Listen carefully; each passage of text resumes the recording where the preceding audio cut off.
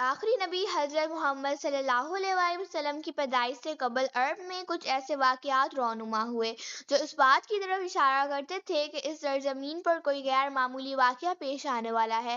انہی میں سے ایک حیرت انگیز واقعہ اصحاب فیل اور ابابیل کا ہے، جسے اللہ تعالیٰ نے قرآن مجید کی سورۃ الفیل میں بھی بیان فرمایا ہے۔ یہ واقعہ عرب کی تاریخ کا ایک عجیب اور سبق آموز واقعہ ہے۔ حضرت محمد صلی اللہ علیہ وآلہ وسلم کی ولادت سے کچھ عرصہ پہلے عرب کے جنوب میں واقع ملک یمن پر ایک بادشاہ حکمران تھا جس کا نام ابرہہ ابن اشرم تھا۔ ابرہہ نصرانی مذہب سے تعلق رکھتا تھا اور کبھی حبشہ کے بادشاہ نجاشی کا سپہ سالار رہ چکا تھا۔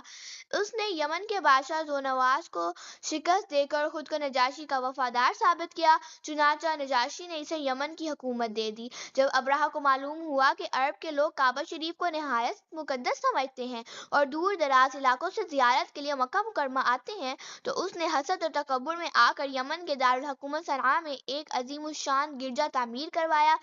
وہ چاہتا تھا کہ عرب کے لوگ مکہ جانے کے بجائے اس کے بنائے ہوئے گرجے میں آئیں تاکہ یمن عرب کا مذہبی مرکز بن جائے اور کعبہ کی عزت عظمت ختم ہو جائے۔ ابرہہ نے عرب میں اپنے مبلغین کو بھیجا تاکہ لوگ اس گرجے کی زیارت کریں، مگر عرب کے لوگ کو جب اس کی سازش کا علم ہوا تو وہ سخت غصے میں آ گئے۔ اگرچہ زیادہ تر عرب مشرک تھے لیکن وہ کعبہ کا بے پناہ احترام کرتے تھے کیونکہ یہ مقام حضرت ابراہیم علیہ السلام سے مسنوب تھا۔ چنانچہ بنو کنانہ قبیلے کا ایک شخص غصے میں یمن گیا اور رات کے وقت اس گرجے کے ایک حصے میں آگ ڈال دی اور دوسرے حصے میں نجاست ڈال دی۔ جب ابرہہ کو اس گستاخی کی خبر ملی تو وہ انتقام کے لیے بھڑک اٹھا۔ اس نے قسم کھائی کہ وہ کعبہ کو منہدم کر دے گا۔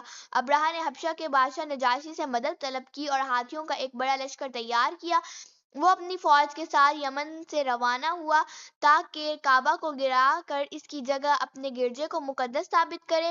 عرب کے مختلف قبائل نے اس کا مقابلہ کیا مگر ابرہہ کا لشکر اتنا طاقتور تھا کہ سب قبائل شکست کھا گئے۔ جب وہ طائف کے قریب پہنچا تو اس نے ایک دستہ مکہ بھیجا جس نے وہاں سے حضرت عبدالمطلب کے 200 اونٹ قبضے میں لے لیے۔ حضرت عبدالمطلب جو قریش کے سردار اور حضور صلی اللہ علیہ وسلم کے دادا تھے، ابرہہ سے ملاقات کے لیے گئے۔ ابرہہ نے ان کی وجوہات دیکھ کر مرعوب ہوا اور تخت سے اتر کر ان کا استقبال کیا۔ اس نے پوچھا کہ آپ کس مقصد سے آئے ہیں؟ حضرت عبدالمطلب نے فرمایا، میرے اونٹ جو تمہارے لشکر نے پکڑ لیے ہیں وہ مجھے واپس کر دو۔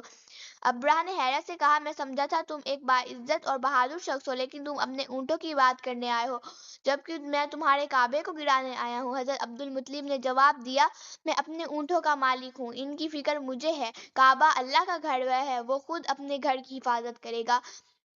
ابرہہ نے ان کے جانور واپس کرنے کا حکم دیا۔ حضرت عبدالمطلب مکہ واپس آئے اور لوگوں سے کہا کہ وہ پہاڑوں میں پناہ لے لیں۔ خود وہ کعبے کے دروازے سے لپٹ کر روتے ہوئے دعا کرنے لگے، اے اللہ، ہر شخص اپنے گھر کی حفاظت کرتا ہے، تو بھی اپنے گھر کی حفاظت فرما اور اپنے وفادار بندوں کی مدد فرما۔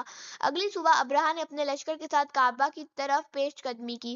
اس کے لشکر کا سب سے بڑا ہاتھی محمود تھا، لیکن جب اسے کعبہ کی سمت بڑھایا گیا تو وہ بیٹھ گیا اور آگے بڑھنے سے انکار کر دیا گیا، مگر جب اس کا رخ یمن کی طرف کیا تو وہ فوراً چلنے لگا۔ اسی دوران اچانک آسمان کی سمت سے پرندوں کے غول نمودار ہوئے۔ یہ ابابیل تھے، ان کے پنجوں میں اور چونچوں میں چھوٹی چھوٹی کنکریاں تھیں۔ انہوں نے ابرہہ کے لشکر پر ایسی سنگ باری کی کہ فوج میں بھگدڑ مچ گئی۔ یہ کنکریاں عام پتھر نہیں تھیں بلکہ اللہ کے قہر کا نشان تھے۔ جب یہ کنکری کسی ہاتھی یا سپاہی پر گرتی تو اس کے بدن کو چیرتی ہوئی نکل جاتی۔ پورا لشکر تباہ و برباد ہو گیا اور کوئی بھی زندہ نہ بچا۔ ابرہہ خود بھی انہی کنکریوں کی زد میں آ کر ہلاک ہو گیا، ان کے جسموں کے ٹکڑے زمین پر بکھر گئے۔ اس کے بعد عربوں میں قریش اور کعبہ کی حکمت اور بھی بڑھ گئی اور چند مہینے بعد اسی سال نبی کریم صلی اللہ علیہ وسلم کی ولادت ہوئی۔ وہ سال تاریخ عرب میں عام الفیل کے نام سے مشہور ہوا۔